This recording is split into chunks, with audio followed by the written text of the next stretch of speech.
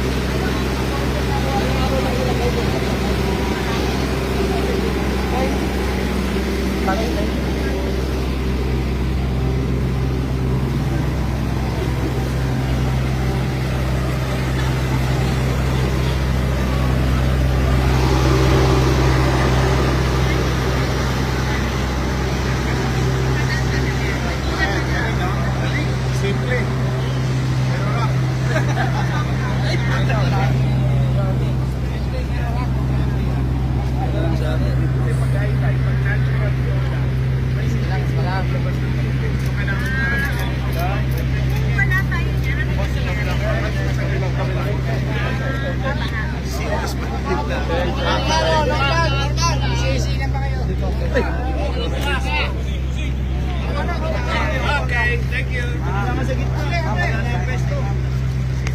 Panlalaw sa akin.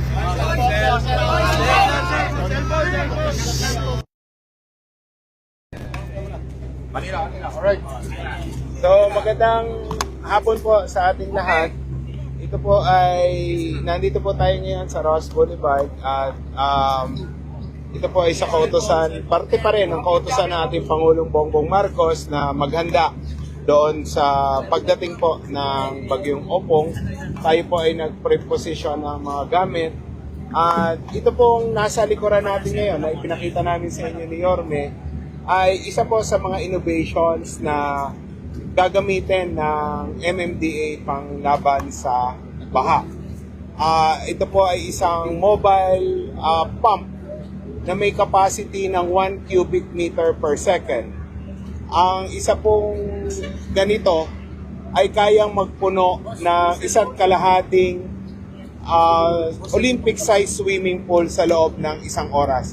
So, napakalaki po ng maiitulong nito. Ang ating po mga pumping stations, between 9 to 12 cubic meter lang per second ang napapump out na tubig, yung regular size natin. Imagine mo kung may 10 kang ganito, para kang may isang pumping station. So, na pwede natin ikalat na kung saan kailangan, i-deploy, at makatulong especially sa mabilis na paghupa ng tubig baha or preemptively, pwede na tulad ng ginagawa natin ngayon, mamaya i-explain ni Orme na yung tubig po na nasa ating mga canals ay mapump out na.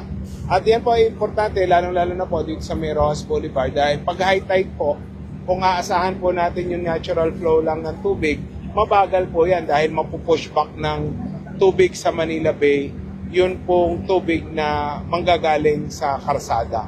So, Yorme?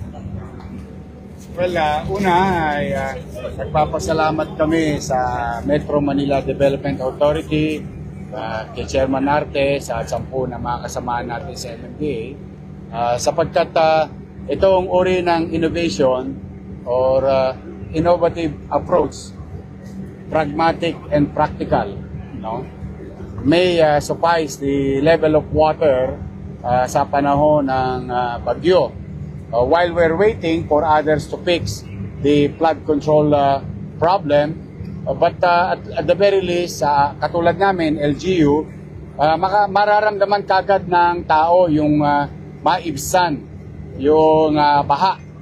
At kung sakasakali man, ma-preempt sapagkat ma-free up yung aming mga drainage system sa inland.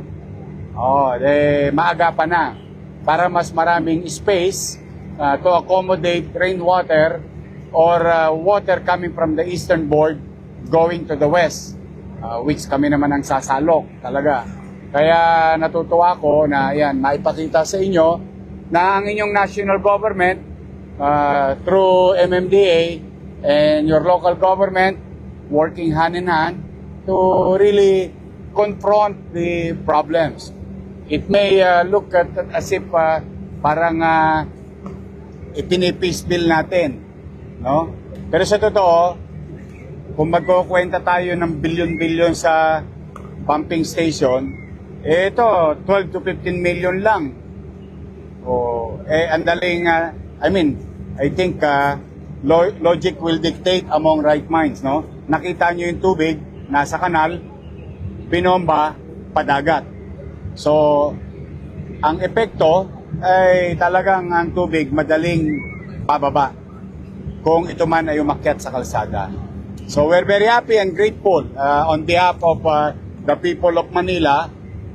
We would like to thank the President and MMDA for that matter on really helping us to address our flooding problem in the city. Now, mawawala na ba yung baha? Maring hindi, no? Pero meron bang magagawa? Ito po yun. Una, yung aming declogging operation, 3 gobyerno na yan. Lokal, City of Manila, DPWH, MMDA. Now, with these machineries that are going to be made available by MMDA, na movable. Ibig sabihin, ngayon nasa malaking kalsada tayo, but this can be operated in a challenging community. Pagkalibawa may baha sa isang lugar, madaling matutugunan. Kaya taos-puso ang aming pasasalamat on behalf of the people of Manila. Now, so far the weather is good, but still we are on high alert. Tinaantabayan natin na nalulungkot tayo sa ibang mga kababayan natin sa probinsya na binabayo ng bagyo. Kaya sa mga kababayan nating nanonood, manatili muna kayo mga bata sa loob ng bahay, be with your parents, and stay safe and prepare for the worst. No? If the worst will not come, salamat sa Diyos. But for now, we're very happy with these machineries. I hope, katulad na rin na nasabi ni Chairman Artes kanina, bibili pa siya ng marami. So that it will not only be happening in Manila, also in the neighboring cities in Metro Manila. So, we're very happy with this machinery. Thank you, Chairman. Thank you kay President. Thank you sa inyong lahat. Actually, meron na po tayong 6 na ganito, pero maliliit. 0.25 lang per cubic meter per second. So, ito 1 cubic meter. So, times 4 yung pong capacity nito. At yung size halos pareho lang ang laki. So, with that, we're hoping na ma-address natin lalo yung mga localized na flooding. Yung 6 po, among others, nakadeploy ngayon sa Sukat, sa May Parañaque, at sa Mantrade. Alam naman po natin, mabilis bumaha dyan. So, pinreposition na natin. And sabi nga po ni Yorme, soon we'll have more of these mobile pumping stations or mobile pumps para po ma-deploy natin at preposition din sa iba't ibang lugar pagdating ng araw. Ito po, immediately mararamdaman natin yung epekto ng ganitong teknolohiya sa paglaban sa baha. Dahil with this, masisiguro namin na tama si Mayor, kung hindi man mawala yung baha, ay ma-ensure namin na mawala as soon as possible at magamit po yung karsada at mabawasan din yung perwisyo sa ating mga mamamayan.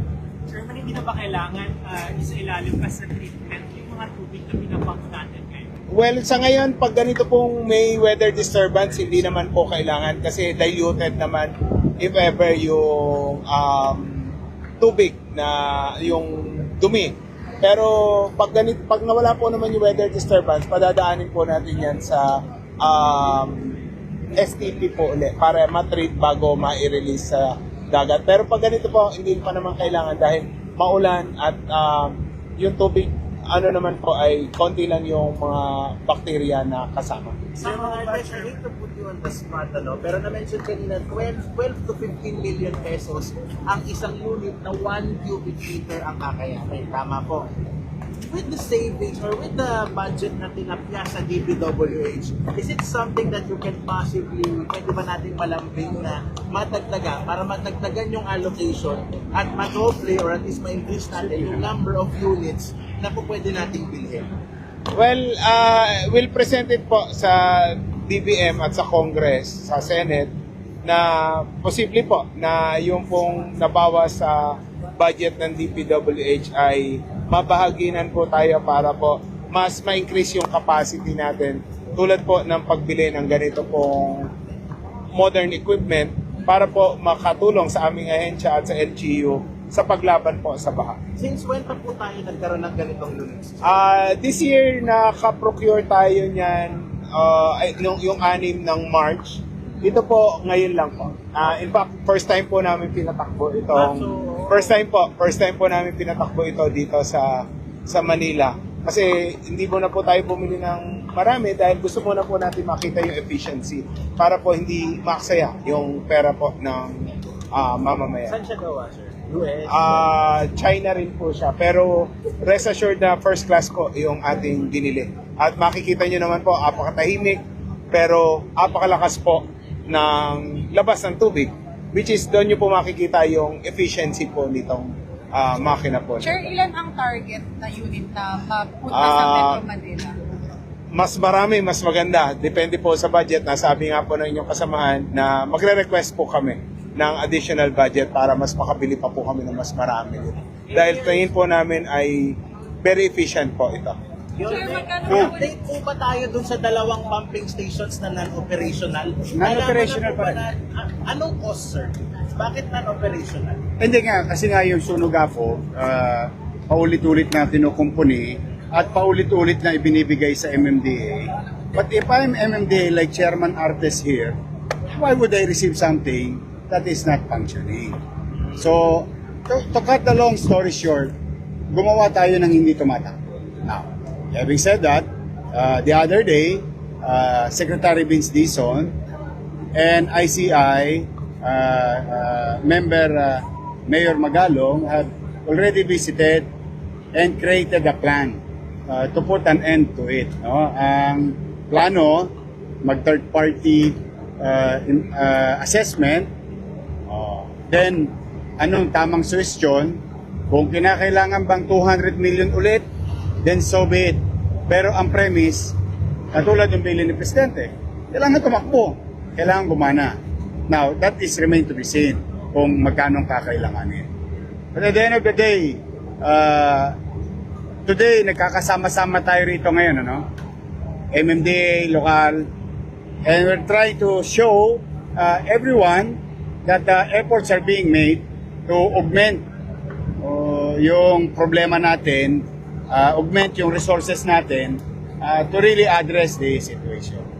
And I will let the proper agencies to come up with the result of their investigation. ICI, the Senate, and kung sino man. Ngayon, ang focus lang natin, kasama si Chairman Artes, way forward. While they're doing their job, we must do our job. And we must work hand in hand. And we are very grateful. Mind you, talagang taos-puso ang pasasalamat namin. Kasi ang baha, may danger to property and lives yan. So, more than anything else, yung problema kinakarap ngayon dapat tinutugunan. Yung problema, kung bakit tayo nakarating sa ganitong sitwasyon, let those agencies do their job. Chair, for the record, magkano yung isang unit? Concept pa lang po ito eh. So, depende po kasi sa mga accessories. Pinakikita ko nga po kay Yorme, pwede po kasing pahabain yung tubo kung malayo yung pagdadampan. Pwede pong isa lang na malaki, pwedeng 5, pwedeng 6. So, depende po sa accessories, pati yung kung may generator set na kasama, kung diesel operated siya. So, ano naman po, the costing, yung kung saan tayo makakatipid at mas maraming mabibili. And rest assured na puproteksyonan po natin yung pera po ng pamahalaan at ng mamamayan sa pagbili po ng mga gamit na ganito. Sir, for Manila, ilan yung dinedeploy natin na Sa ngayon po, isa po yung nandito, yun nga po, yung proof of concept natin. Pero yung 6 po natin na existing ay nakadeploy na po. Ang natatandaan ko, isa sa Mantrade at isa po sa Sukat sa Parañaque. Meron na po tayo nakadeploy. So, thank you. Salamat. Ingat kayo. At least hindi kayo nakabota ngayon.